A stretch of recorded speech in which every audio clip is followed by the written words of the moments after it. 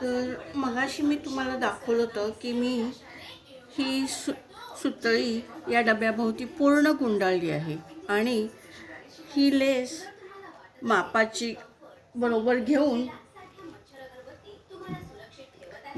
ही लेस मापाची घेऊन मी ह्याच्या भोवती फेविकॉलनी लावली आणि मग दुसरी ही लेस घेऊन मग त्याच मापाची मी ही लेस मध्ये लावली. हां, तर तुम्ही बघू शकता किती छान झालं आहे. तर मी अशी जोडी बनवली आहे. हे बघा तर कशी दिसते.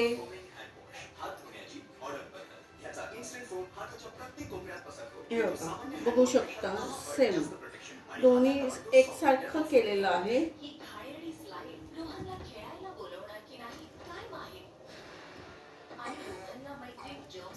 हे दोन्ही एकसारखं केलं आहे आणि तुम्ही चटोडी हर्षदा या यूट्यूब चॅनलला आणि हर्षदास होम गार्डन या यूट्यूब चॅनलला लाईक आणि सबस्क्राईब करा.